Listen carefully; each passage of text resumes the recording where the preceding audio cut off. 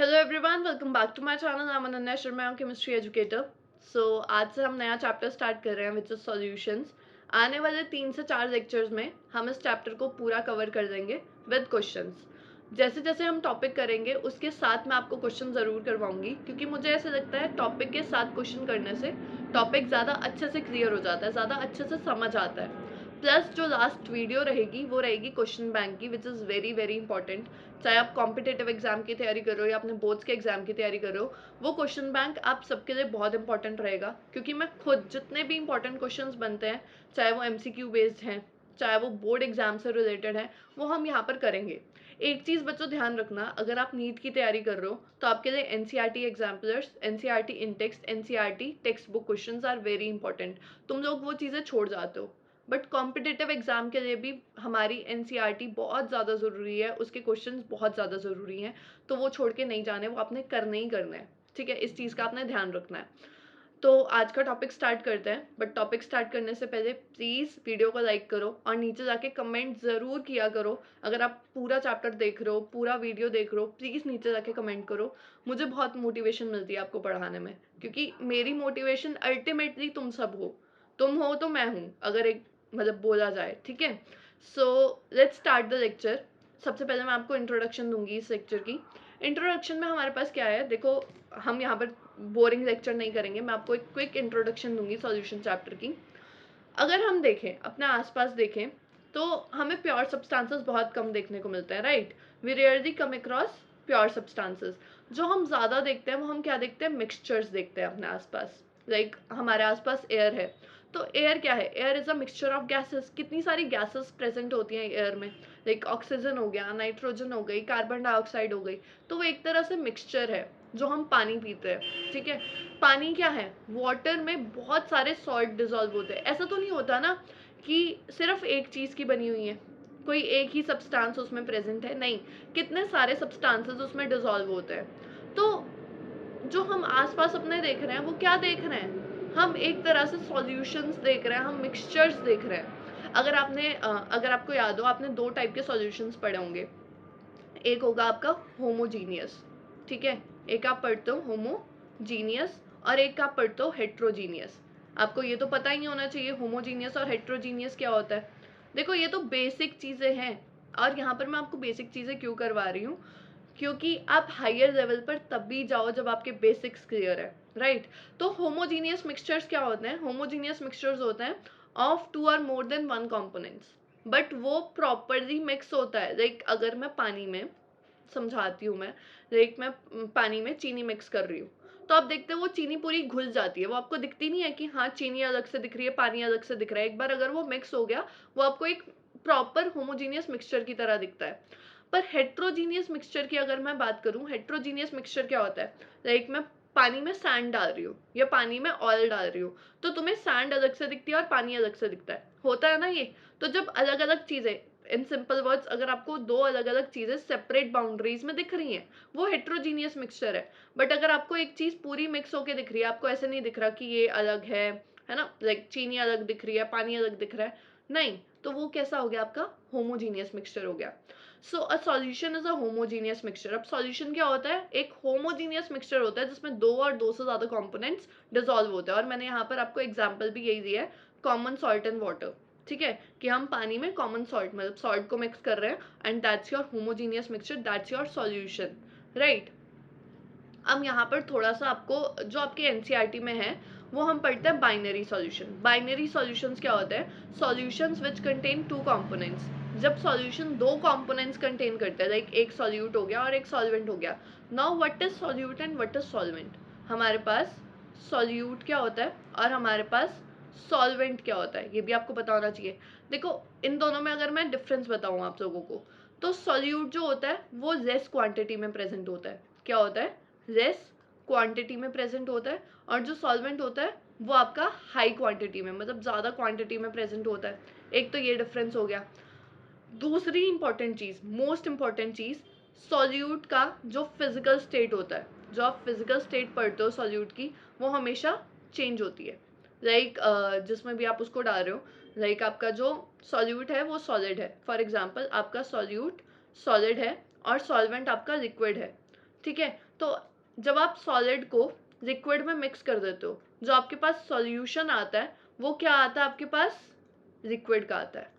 ठीक, तो उसकी वहां पर जो फिजिकल स्टेट होती है वो चेंज हो जाती है। फॉर एग्जाम्पल, सेम एग्जाम्पल देते हैं कि जैसे हम चीनी को पानी में मिक्स करते हैं, चीनी होती क्या है, चीनी होती है सॉलिड, और वो थोड़ी क्वांटिटी में होती है, कम क्वांटिटी में होती है, तो वो हमारा सॉल्यूट हो गया। और पानी ज्यादा क्वांटिटी में होता है, वो हमारा सॉल्वेंट हो गया। तो जब मैंने चीनी को मिक्स किया, तो मिक्स होने के बाद वो भी तो पानी में कन्वर्ट हो गया ना, वो भी तो एक लिक्विड का मिक्सचर बन गया ना। तो वहां पर सॉल्यूट जो होता है अपनी फिजिकल स्टेट को चेंज करता है, बट सॉल्वेंट की जो फिजिकल स्टेट होती है वो कभी भी चेंज नहीं होती। सॉल्वेंट की फिजिकल स्टेट नेवर चेंजेस, वो कभी भी क्या नहीं होगी, चेंज होगी। ये आपको बेसिक हो गया। सो बाइनरी सॉल्यूशन दो कंपोनेंट का बनता है, जिसमें एक हमारा क्या होता है, सॉल्यूट होता है, और दूसरा हमारा क्या होता है, सॉल्वेंट होता है। ठीक है। Second point, substances which are use to prepare a solution. अब जिन सब्सटेंसेस को हम एक सॉल्यूशन बनाने के लिए प्रिपेयर कर रहे हैं, for example sugar and water, वो हमारे क्या हो जाएंगे, components. Those are the components. So the component that is present in the largest quantity, मैं आपको समझा चुकी हूँ, जो ज्यादा क्वांटिटी में प्रेजेंट होगा वो हमारा सॉल्वेंट होगा, और सॉल्वेंट डिटरमाइन करता है physical state of the solution which exist, क्योंकि सॉल्वेंट पे ही डिपेंड करेगा ना, जो सॉल्वेंट की फिजिकल स्टेट होगी, सॉलिड गैस लिक्विड जो भी होगी, वही चीज आपको इन अ सॉल्यूशन मिलेगी, वही आपको सॉल्यूशन की स्टेट मिलेगी। ठीक। अब fourth point is the other component, जो कम क्वांटिटी में प्रेजेंट होगा, दैट इज योर सॉल्यूट। तो ये हमारा क्या था, ये हमारा बेसिक था थोड़ा सा।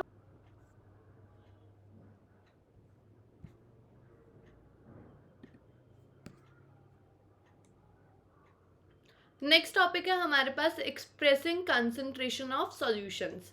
सबसे पहली जो हमारे पास कंसंट्रेशन टर्म है वो है मास परसेंटेज। मास परसेंटेज क्या होता है बच्चों, mass of a component present in 100 gram of solution. किसी भी कंपोनेंट का मास 100 ग्राम ऑफ सॉल्यूशन में कितना है, that is the mass percentage. अगर मैं आपको इसका फॉर्मूला लिख के दिखाऊं, पहले हम एग्जाम्पल देते हैं। मैं यहाँ पर क्या लूंगी, एग्जाम्पल लूंगी। फॉर एग्जाम्पल मेरे पास यहाँ पर क्या है, if WA is the mass of component A। WA क्या है मेरे पास यहाँ पर, mass of component A, and WB क्या है, mass of component B, of component B। ठीक है। तो यहाँ पर जो मैं मास परसेंटेज निकालूंगी, अगर मुझे यहाँ पर मास परसेंटेज निकालनी है कंपोनेंट A की, तो mass percentage of component A क्या निकल जाएगा, component A is equals to क्या है हमारे पास, मास ऑफ अ कंपोनेंट। अब किसका ले रहे हैं, ए का, तो वो क्या हो जाएगा, डब्ल्यू ए अपॉन, हमें पता है टोटल मास, टोटल मास मतलब W A plus W B into आपका परसेंटेज है तो 100। इस तरीके से आप मास परसेंटेज निकाल सकते हो। मैं आपको इसको न्यूमेरिकल के साथ करके दिखाऊंगी, तो आपको ज़्यादा अच्छे से क्लियर होगा कंसेप्ट। उससे पहले हम वॉल्यूम परसेंटेज देख लेते हैं, क्योंकि ये दोनों रिलेटेड है, ये दोनों जो टॉपिक है वो एक जैसे है, तो आपको इजीली समझ आ जाएगा। बस वहाँ पर मास ऑफ कंपोनेंट की बात होती है, यहाँ पर वॉल्यूम ऑफ कंपोनेंट की बात होती है इन 100 ml ऑफ सॉल्यूशन। तो यहाँ पर सपोज करो आपको वॉल्यूम निकालना है किसी एक कंपोनेंट का, वॉल्यूम ऑफ कंपोनेंट ए निकालना है। ठीक है। तो ये किसके इक्वल आ जाएगा, volume of component A upon total volume मतलब V A plus V B into आपका 100।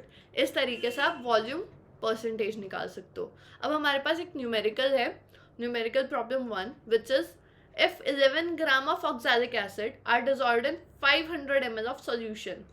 ठीक है। अब उसकी डेंसिटी दी हुई है, what is the mass percentage of oxalic acid in solution. हमें कैलकुलेट क्या करना है यहाँ पर, पहले तो ये लिखो, मास परसेंटेज हमें यहाँ पर कैलकुलेट करनी है ऑक्सैलिक एसिड की। देखो न्यूमेरिकल को अगर आपको सॉल्व करना है, if you are solving a numerical, क्योंकि आपके मोस्ट ऑफ द न्यूमेरिकल आप गलत कर देते हो, उसका रीज़न क्या है, आप यही नहीं देखते कि आपको गिवन क्या है क्वेश्चन में। अगर आप ये देख रहे हो कि आपको क्या गिवन है, आपका न्यूमेरिकल वहाँ पर गलत हो ही नहीं सकता। तो यहाँ पर अगर मैं गिवन लिखूँ कि क्या क्या गिवन है, सबसे पहले तो मुझे यहाँ पर मास दिया हुआ ऑक्सैलिक एसिड का। ठीक है। तो मास ऑफ ऑक्सैलिक एसिड क्या है, मास ऑफ ऑक्सैलिक एसिड। दूसरी चीज आपको यहाँ पर एक और चीज देखनी आनी चाहिए, ऑक्सैलिक एसिड क्या है आपका, सॉल्यूट है या सॉल्वेंट है, ऑब्वियसली सॉल्यूट है, क्योंकि उसको हम 500 ml ऑफ सॉल्यूशन में डाल रहे हैं। तो ऑक्सैलिक एसिड हमें 11 ग्राम दिया हुआ है, मतलब ये आपके पास क्या आ गया, एक तरीके से WA आ गया। अब आपको फॉर्मूला क्या होता है, हमारे पास फॉर्मूला होता है WA upon WA plus WB into 100। अब आपको मास ऑफ सॉल्यूशन चाहिए, बट अब आप गलती क्या करोगे, आप इस 500 को उठा के WA प्लस WB में डाल दोगे, विच इज रॉन्ग। आपको यहाँ पर WA प्लस WB में मास ऑफ सॉल्यूशन चाहिए। 500 ml आपको वॉल्यूम दिया गया है, यहाँ पर V दिया गया है 500 ml। यहाँ पर आपको डेंसिटी गिवन है 1.1 ग्राम पर ml, ये चीज़ गिवन है। आपको निकालना क्या है, यहाँ पर मास ऑफ सॉल्यूशन आपको यहाँ पर फाइंड आउट करना पड़ेगा। और मास ऑफ सॉल्यूशन कैसे निकाल सकते हैं, आपको पता है डेंसिटी का formula, D is equals to क्या होता है, density is equals to mass upon volume. Sorry. तो यहाँ पर अगर हमें डेंसिटी गिवन है, वॉल्यूम गिवन है, हम मास निकाल सकते हैं। तो मास इज इक्वल्स टू क्या हो जाता है यहाँ पर, D इंटू वी, मतलब डेंसिटी इंटू वॉल्यूम। तो वो क्या हो जाएगा 500 इंटू 1.1। तो यहाँ पर जो आपका मास ऑफ सॉल्यूशन आएगा वो कितना आएगा 550 ग्राम। ये कितना आ जाएगा 550 ग्राम। अब आपके पास WA प्लस WB भी आ गया, बस इस फॉर्मूला में सब कुछ जो जो गिवन है वो डाल दो।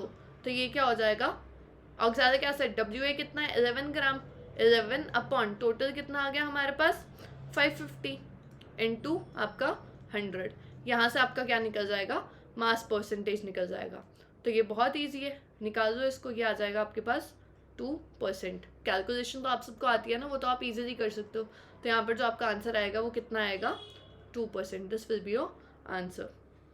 सो बहुत इजी तरीके से न्यूमेरिकल सॉल्व हो जाते हैं, बट द कंडीशन इज, जो मैंने आपको सबसे स्टार्टिंग में टिप दी, क्वेश्चन में क्या गिवन होता है वो देखा करो। और ये गलती बिल्कुल ना करना कि वॉल्यूम को आप मास ऑफ सॉल्यूशन की जगह डालो, नहीं। अगर आपको वहाँ पर डेंसिटी गिवन है, वो आपको क्यों दी गई है ना, कोई ना कोई रोल तो प्ले कर रही होगी ना density.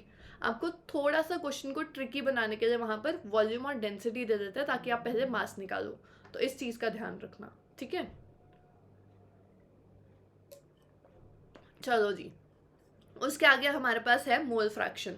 What is mole fraction, बहुत ईजी होती है। मोल फ्रैक्शन होती है, it is the ratio of number of moles of component to the total number of moles of all the component. मतलब एक कॉम्पोनेंट के moles upon total number of moles of component, वो आपकी क्या हो जाएगी, मोल फ्रैक्शन। देखो, mole fraction को रिप्रेजेंट किया जाता है स्मॉल x से, ये चीज ध्यान रखना, इससे इसकी रिप्रेजेंटेशन होती है।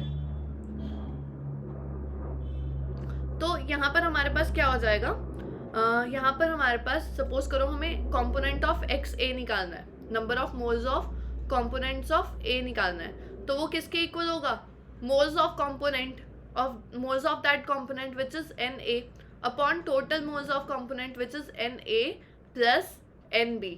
इसी तरीके से अगर मुझे सपोज करो XB के निकालने हो, तो XB के मैं कैसे निकालूंगी, यहाँ पर ऊपर किसके लूंगी, मोल्स ऑफ कॉम्पोनेंट B, क्योंकि हम किसके निकाल रहे हैं, B के, और नीचे क्या आ जाएगा, total moles of that component. But अब यहाँ पर आपको पता क्या होना चाहिए, आपको पता होना चाहिए कि Na क्या है और यहाँ पर NB क्या है। आपको सबसे पहले तो ये फाइंड आउट करना आना चाहिए। यहाँ पर Na क्या होता है बच्चों, नंबर ऑफ मोल्स किसके इक्वल होते हैं, नंबर ऑफ मोल्स इक्वल होते हैं given mass upon molecular mass, मतलब given mass of component A upon molecular mass of component A। तो गिवन मास अपॉन, ये मैं AA लिख रही हूँ यहाँ पर ताकि आपको इजीली समझ आ जाए नोट्स में। एंड NB क्या होगा, number of moles of B क्या होगा, given mass of component B upon molecular mass of component B। इस तरीके से आप अपना Na भी फाइंड कर सकते हो और वहाँ पर NB भी फाइंड कर सकते हो। क्लियर, ये हो गया हमारा। एक और इम्पॉर्टेंट चीज़ आपने जो यहाँ पर ध्यान रखनी है वो ये कि यहाँ पर XA प्लस XB आपका किसके इक्वल होता है, 1 के इक्वल होता है। विच मीन्स अगर आपके पास एक की भी वैल्यू है, लाइक सपोज करो आपने XA फाइंड कर दिया, ठीक है, तो वहाँ पर XB आप इजीली फाइंड कर सकते हो क्योंकि वो किसके इक्वल हो जाएगा, XB is equals to 1 minus XA हो जाएगा। तो कभी भी आपने दोबारा दूसरा टर्म नहीं निकालना, मतलब आपने मोल्स ऑफ सेकेंड कॉम्पोनेंट नहीं निकालने, वो आप किससे फाइंड आउट कर दोगे, वो आप इस फॉर्मूला से फाइंड आउट कर दोगे बहुत ईजिली, ठीक है। Now let's solve this numerical problem. अब इस न्यूमेरिकल में हमें क्या गिवन है, हमें मोल फ्रैक्शन निकालनी है इथाइलिन ग्लाइकोल की। यहाँ पर मैंने आपको फॉर्मूला बताया हुआ है C2H6O2। जरूरी नहीं है कि आपको फॉर्मूला हमेशा गिवन हो क्वेश्चन में, ऐसे भी हो सकता है आपको सीधा लिख दे इथाइलिन ग्लाइकोल, राइट। तो फॉर्मूलाज थोड़ा आपको नॉलेज होनी चाहिए। In a solution containing 20% of ethylene glycol by mass. अगर आप यहाँ पर देखो, यहाँ पर आपको कॉम्पोनेंट बी गिवन नहीं है, यहाँ पर आपको कॉम्पोनेंट बी नहीं दिया हुआ। तो अगर आपको ये चीज़ नहीं दी होती, मतलब आपको यहाँ पर सॉल्वेंट नहीं बताया क्या है, तो आप क्या लोगे उस सॉल्वेंट में? वाटर। अगर आपको नहीं बताया तो आप नॉर्मली उसको पानी एज्यूम करोगे, ठीक। अब यहाँ पर देखते हैं क्या निकालना है। सबसे पहले मुझे Na निकालना है। Na में क्या लूँगी यहाँ पर? Ethylene glycol. तो वो क्या हो जाएगा? Given mass of ethylene glycol which is 20%। तो वो क्या है हमारे पास? 20% अपॉन मॉलिक्यूलर मास। अगर मैं इथाइलिन ग्लाइकोल का मॉलिक्यूलर मास निकालूँ विच इज C2H6O2, अगर मैं इसका मॉलिक्यूलर मास निकालूँ तो ये क्या हो जाएगा? 12 इंटू 2 प्लस 6 इंटू 16 इंटू 2। तो ये मेरे पास आना चाहिए यहाँ पर 62। कितना आ गया हमारे पास? 62 ग्राम पर मोल। तो यहाँ पर ये मैंने लिख दिया। अब इसको डिवाइड करके मेरे पास आ जाएगा 0.322, ये निकल गया। अब मुझे निकालना है NB। What is NB? NB is water. Water हमारे पास देखो, अगर मेरे पास ये 20% है बाय मास, तो वाटर का हमारे पास गिवन मास क्या होगा? 100 माइनस 20। देखो ना यहाँ पर, अगर मेरे पास एक चीज़, मतलब मेरे पास C2H6O2 कितना दिया हुआ है? 20% दिया हुआ है। इसको मैं 20 ग्राम ले लूँ अगर, तो मेरे पास जो वाटर होगा वो कितना होगा? कोई भी चीज़ हमारे पास 100% में होती है, तो 100 माइनस 20 हो जाएगा। सो वो कितना रह जाएगा मेरे पास? 80। तो मतलब यहाँ पर गिवन मास ऑफ वाटर कितना है? 80 अपॉन मॉलिक्यूलर मास हमें वाटर का पता है कितना होता है? 18।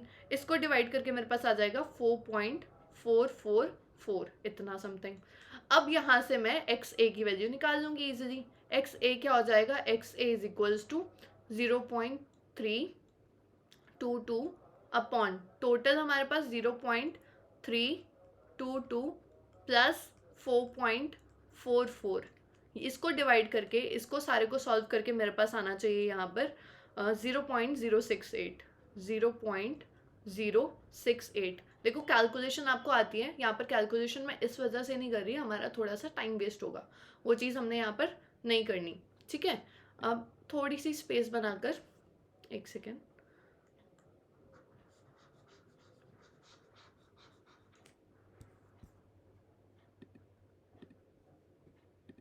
ठीक है, अब मैं यहाँ पर XB भी निकाल सकती हूँ। अभी मैंने आपको ऊपर बताया, अगर आपने एक चीज़ फाइंड आउट कर दी, अगर आपने X से फाइंड आउट कर दिया है, तो XB आप कैसे निकाल सकते हो? 1 माइनस XA से। वैसे यहाँ पर कैलकुलेट करने को क्या बोला? Mole fraction of ethylene glycol. अगर वाटर की भी निकालनी हो तो वो कैसे निकलेगी? XB is equals to 1 minus 0.068। यहाँ पर आपकी वाटर को, यहाँ पर आपको वाटर की भी मिल जाएगी विच इज़ 0.932। ये आपकी वाटर की आ जाएगी। सो बहुत ईजी होता है न्यूमेरिकल को सॉल्व करना, सिर्फ आपको स्टेप बाय स्टेप चलना है, ठीक है। तो आप इजीली उसको क्या कर देते हो? सॉल्व।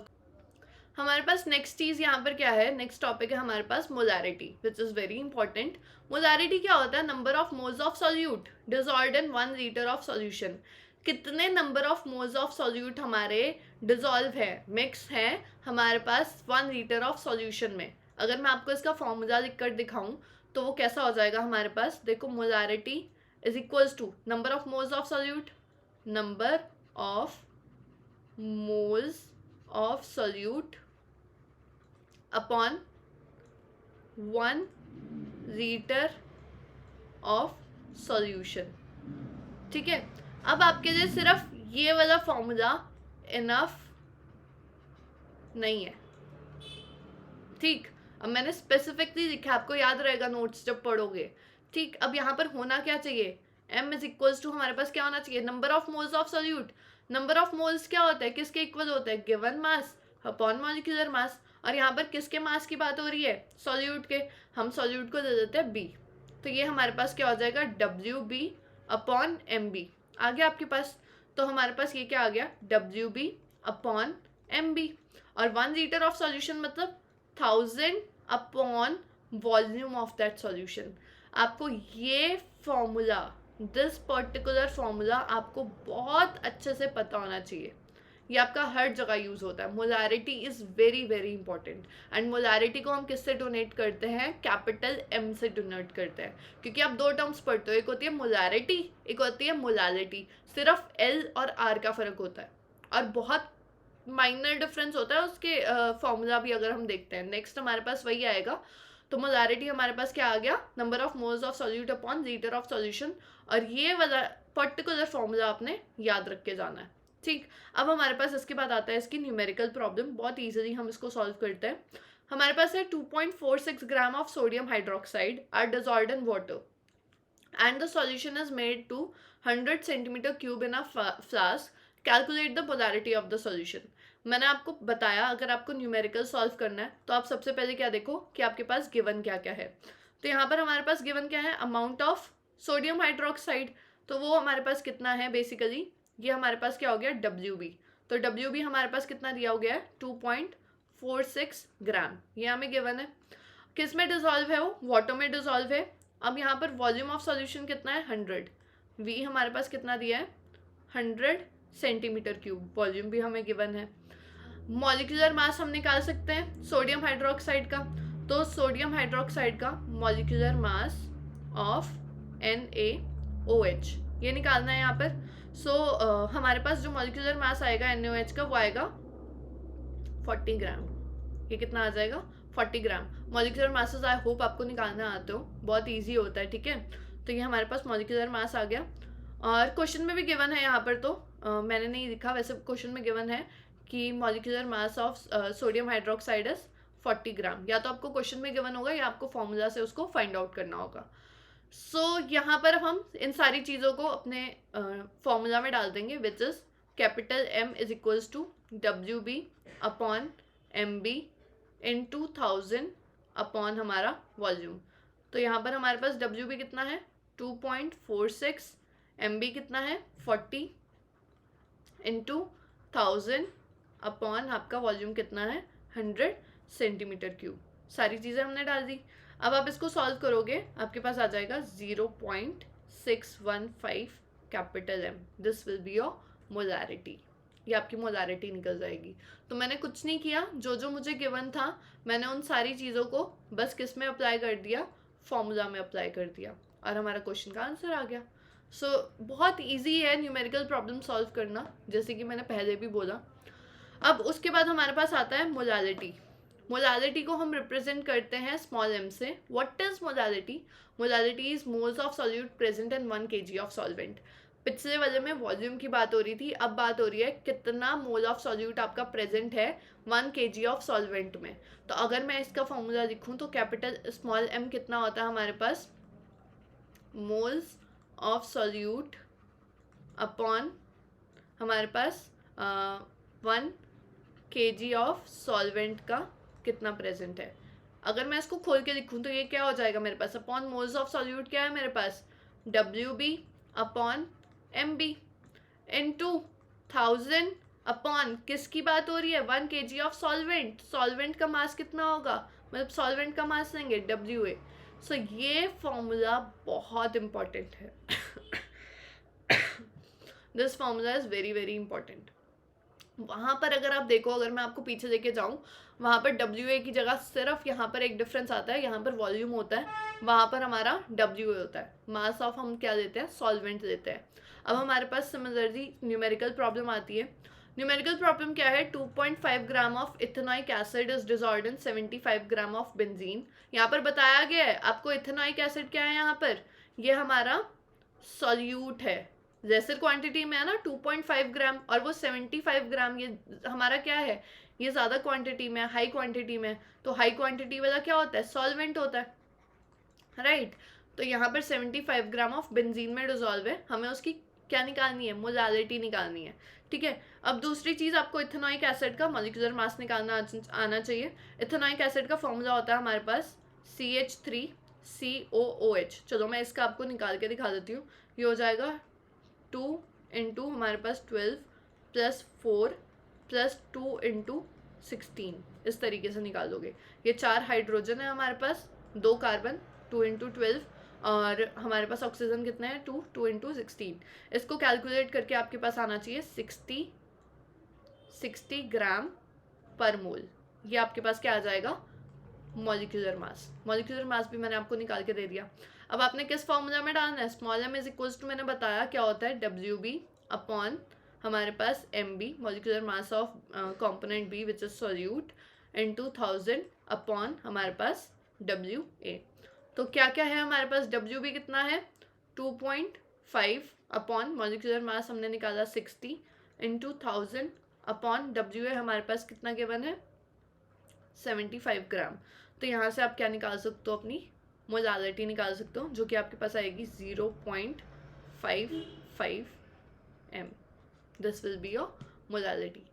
तो मोलालिटी भी बहुत इजी थी। अब नेक्स्ट कंसंट्रेशन टर्म हमारे पास क्या है, normality, which is very important. बच्चे ये छोड़ जाते हैं, बट नॉर्मेलिटी बहुत जगह यूज़ होती है, बहुत चैप्टर्स में यूज़ होती है।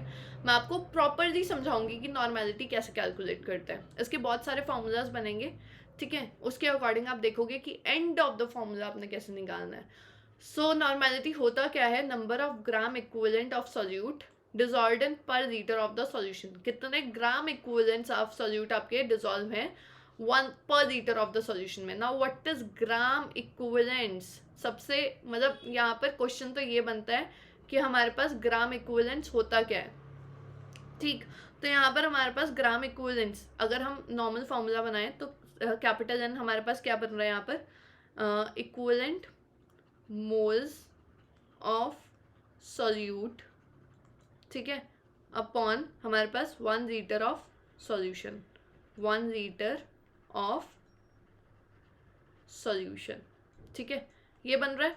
Now what is equivalent moles of solute, question तो यही अराइज हो रहा है ना कि ये क्या चीज़ है sorry, equivalent moles of solute क्या है। देखो इक्विवेलेंट मोल्स हम फाइंड आउट करते हैं, हमारे पास इक्विवेलेंट मोल्स निकलते हैं गिवन मास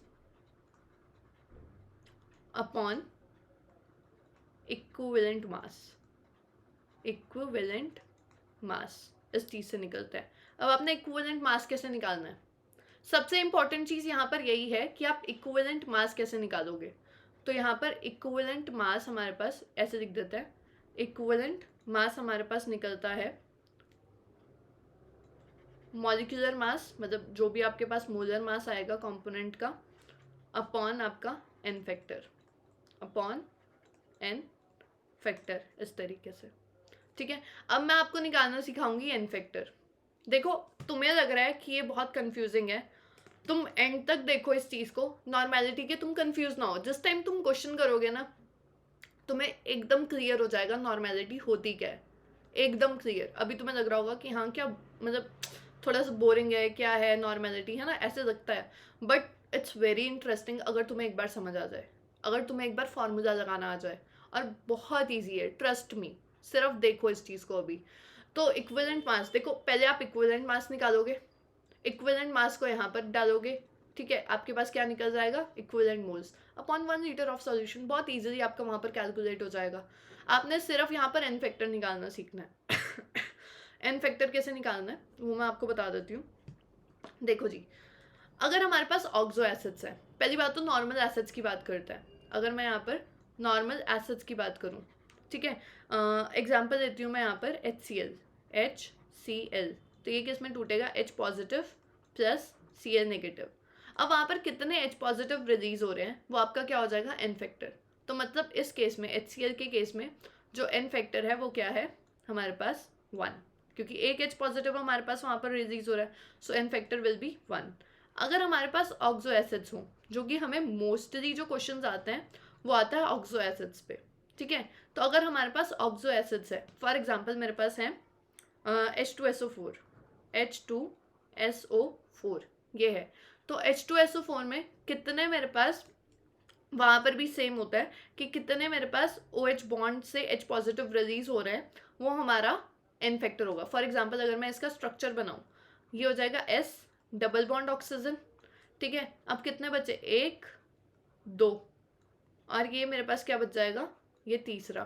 तो कितने हाइड्रोजन है, 1 और 2, बाकी तो मेरे पास डबल बॉन्ड में आ जाएंगे।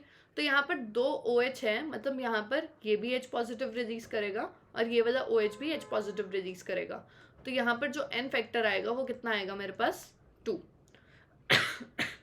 यहाँ ठीक है, तो इस तरीके से मैंने ऑक्सो एसिड्स का भी n फैक्टर निकाल दिया। H2SO4 था। एक और एग्जांपल दे देते हैं ऑक्सो एसिड्स में। फॉर एग्जांपल मेरे पास है H3PO2। ठीक, अब यहाँ पर मैं अगर इसका स्ट्रक्चर बनाऊँ P डबल बॉन्ड O और एक ऑक्सीजन बचा वो हाइड्रोजन के साथ, बाकी के 2 हाइड्रोजन्स जो हैं वो क्या हैं, अकेले हैं। अब अगर मैं आपसे पूछूं यहाँ पर n फैक्टर क्या है, क्या बोलोगे 3? नहीं, यहाँ पर एक n फैक्टर है। उसका रीज़न क्या है, यहाँ पर सिर्फ एक हाइड्रोजन ऐसा है जो ऑक्सीजन के साथ बॉन्ड में है और यही H पॉजिटिव की फॉर्म में वहाँ पर रिलीज होगा। सो यहाँ पर n फैक्टर कितना हो गया मेरे पास 1। इन द सिमिलर वे अगर मैं बाकियों के n फैक्टर लिख दूँ ऑक्सो एसिड्स के, मेरे पास यहाँ पर कौन कौन से हैं, एक है H3PO3, एक और है विच इज़ H3PO3, इसका n फैक्टर है मेरे पास 2। एक और है मेरे पास विच इज़ H3PO4, ये दे देते हैं, इसका n फैक्टर है मेरे पास 3। तो अगर आप इसका फॉर्मूला बनाओगे, फॉर्मूला से देखोगे तो आपको समझ आएगा कि ये इसका n फैक्टर क्यों आ रहा है। जितना आपका मतलब जहाँ पर आपका OH है वहीं से आपका H पॉजिटिव निकलेगा, वही आपका n फैक्टर होगा। ठीक है, that is your n factor. बहुत ईजिली आपने इसको भी सीख लिया। अब इसको अप्लाई कैसे करना है, लाइक अगर मैं आपको बोलूँ कि मुझे इसकी न्यूमेरिकल प्रॉब्लम सॉल्व करनी है तो मैं इसको अप्लाई कैसे करूँगी। आपने पीछे वाला देख लो, ये सारे फॉर्मूलाज मैंने बता दिए हैं, मैंने आपको n फैक्टर भी सिखा दिया है। अब आप इजीली न्यूमेरिकल को सॉल्व कर सकते हो। Now let's solve this numerical problem. इसमें हमें क्या बोल रहा है, calculate the normality of solution containing 31.5 gram of hydrated oxalic acid. सबसे पहले तो ऑक्सैलिक एसिड का फॉर्मूला अगर मैं लिखूँ, ऑक्सैलिक एसिड का फॉर्मूला अगर हम लिखें हाइड्रेटेड ऑक्सैलिक एसिड, ये होगा C2O4 H2C2O4 डॉट 2H2O। ठीक है, इसका मॉलिक्यूलर मास भी मैं आपको बता देती हूँ, ये होगा 126। क्लियर। अब मुझे यहाँ पर सबसे पहले मैं क्या निकालूंगी, मैं निकालूंगी इक्विवेलेंट वेट। हम निकालेंगे इक्विवेलेंट वेट। इक्विवेलेंट वेट किसके इक्वल होता है बच्चों, इक्विवेलेंट वेट होता है हमारा molecular mass upon n factor. जो चीज़ हमें चाहिए वो निकालते हैं ना सबसे पहले। मॉलिक्यूलर मास मैंने तुम्हें बता दिया 126, ठीक है। n फैक्टर तुम इसका फॉर्मूला देखो, ये चीज़ देखो H2C2O4 देखो। अगर मैं इसका बनाऊँ स्ट्रक्चर, ये बनेगा इस तरीके से। अब तुम देख सकते हो इस OH से और इस OH से, यहाँ से भी H पॉजिटिव निकल सकता है और यहाँ से भी H पॉजिटिव, मतलब यहाँ पर कितने निकल रहे हैं, 2। तो n फैक्टर क्या हो गया हमारे पास 2, तो ये क्या हो जाएगा 126/2 विच इज 63। ठीक, अब इसके बाद मुझे निकालना है इक्विवेलेंस ऑफ ऑक्सैलिक एसिड। वो कैसे निकलेगा मेरे पास, यहाँ पर given mass upon equivalent weight. Given mass कितना है, गिवन मास इज 31.5, तो यहाँ पर डाल दो 31.5 और इक्विवेलेंट वेट कितना निकाला है 63, तो यहाँ पर मेरे पास ये कितना आ जाएगा 0.5। ये चीज़ निकाल दी बस। अब वॉल्यूम ऑफ सॉल्यूशन हमें गिवन है, नॉर्मेलिटी इज इक्वल्स टू क्या होता है, इक्विवेलेंस ऑफ दैट कंपोनेंट, तो ये हो जाएगा 0.5 अपॉन कितना है हमारे पास 0.5 अपॉन वॉल्यूम इज 1250 इंटू आपका 1000, तो यहाँ से आपका जो नॉर्मेलिटी आएगी वो आएगी 0.4 n। This will be the normality. तो बहुत इजी था, बस आपको फॉर्मूलाज लगाने आने चाहिए। मैं पूरे लेक्चर में मैं आपको यही चीज़ बोल रही हूँ और उसका रीज़न यही है, हम एक तो आज कर भी थोड़ा न्यूमेरिकल पार्ट टाइप रहे हैं। सॉल्यूशन की चैप्टर की स्टार्टिंग ही ऐसी होती है कि स्टार्टिंग में ही न्यूमेरिकल्स आ जाते हैं। इस पूरे चैप्टर में अगर मैं बोलूँ थ्योरेटिकल भी है और न्यूमेरिकल भी है, कंसेप्चुअल बेस्ड क्वेश्चंस भी बहुत पूछे जाते हैं। नीट में बहुत कंसेप्ट बेस्ड क्वेश्चंस आते हैं, तो आपको हर एक चीज़ समझनी ज़रूरी है। मतलब आपको सब्जेक्टिव भी आना चाहिए, आपको ऑब्जेक्टिव भी आना चाहिए, दोनों इम्पॉर्टेंट है। ठीक है, तो यहाँ पर हमारा न्यूमेरिकल प्रॉब्लम ख़त्म होता है। अब हमारा स्टार्ट होता है थोड़ा सा theoretical part. Now what is solubility, what is solubility. देखो कितना अमाउंट ऑफ सॉल्यूट आप डिजॉल्व कर सकते हो एक सॉल्वेंट में एक सर्टेन टेम्परेचर पे, वो उसकी सॉल्युबिलिटी होती है।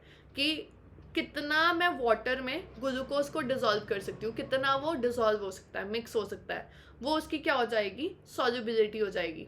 अब सॉल्युबिलिटी में हम तीन चीज़ें पढ़ते हैं, एक होता है अनसैचुरेटेड सॉल्यूशंस, एक होता है सैचुरेटेड सॉल्यूशंस, और एक होता है सुपर सैचुरेटेड सॉल्यूशंस। ये आपको पता होना चाहिए। अब अगर हम इसको समझें अनसैचुरेटेड को, सबसे पहले अनसैचुरेटेड होता है कि मेरे पास इसमें सपोज करो ये है और इसमें पानी है, इसमें मैं चीनी घोल रही हूँ और वो मिक्स होती जा रही है, और अभी मैं और चीनी इसमें मिक्स कर सकती हूँ, मतलब इसमें और सॉल्यूट मेरा डिसॉल्व हो सकता है, मिक्स हो सकता है। वो मेरे पास क्या होता है, वो मेरे पास होता है अनसैचुरेटेड सॉल्यूशन, मतलब वहाँ पर मैं और सॉल्यूट को डिसॉल्व कर सकती हूँ। वो क्या हो गया मेरे पास, अनसैचुरेटेड सॉल्यूशन, मतलब dissolved solute is below saturated point. एक पॉइंट आ जाता है ना कि अगर आप और मिक्स करते हो तो वो मिक्स नहीं होता, तो जब बिलो पॉइंट होता है दो सॉल्यूशंस आर अनसैचुरेटेड सॉल्यूशन। और मुझसे दिखवा दो, ये टर्म्स आपसे हमेशा पूछी जाती है अगर आप केमिस्ट्री कर रहे हो, हमेशा। ठीक है, सैचुरेटेड क्या होगा, dissolved solute is at the saturation point, कि बस उसका एक सैचुरेशन पॉइंट आ गया, अब वो और उसमें अपने में मतलब और सॉल्यूट को मिक्स नहीं कर सकता। लाइक अब आपका टमी जो है वो खाने से फुल हो गया, अब आप और एक चपाती नहीं खा सकते, तो आपका एक सैचुरेशन पॉइंट आ जाता है कि नहीं बस और मैं नहीं खाऊंगा, मतलब दैट्स इट, राइट। वो आपका एक सैचुरेटेड सॉल्यूशन बन जाता है। जब एक होता है कि नहीं अभी एक चपाती और खा सकते हैं, अभी तो हमारे अंदर है कैपेसिटी,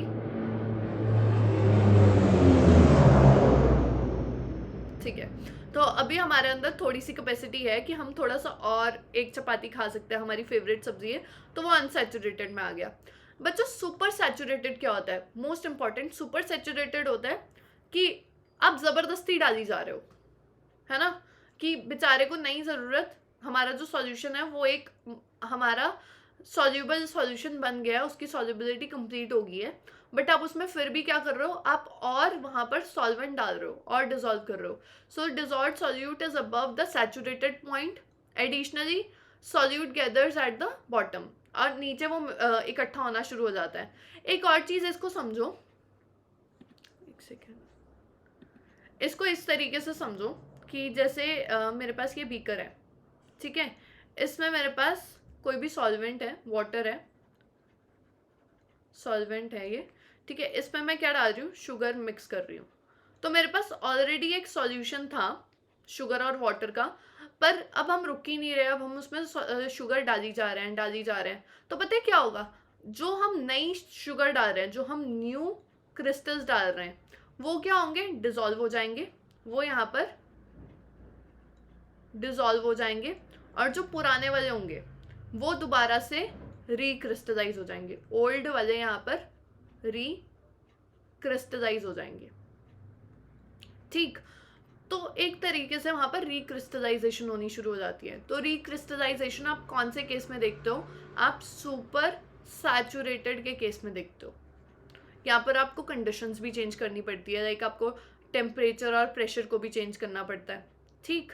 अब इसका एग्जांपल अगर मैं दूं कि आपने बाहर से कुछ खा लिया, बट अब आपको घर आकर ज़बरदस्ती खाना खाना पड़ेगा कि नहीं तो मम्मी डांटेगी, तो वो एक होता है ना कि आप कंडीशंस चेंज कर रहे हो। इसी तरीके से जो सॉल्यूशन होता है वो भी अपनी कंडीशंस को चेंज करता है, अपने टेम्परेचर को, अपने प्रेशर को, उसको हमें चेंज करना पड़ता है, तब जाके थोड़ा बहुत वहाँ पर वो डिसॉल्व होता है। और ये चीज़ ध्यान रखनी है, नए वाले जो क्रिस्टल्स होते हैं वो मिक्स हो जाते हैं, वो डिसॉल्व हो जाते हैं, और जो पुराने वाले होते हैं वो दोबारा से रिक्रिस्टलाइज होने शुरू हो जाते हैं।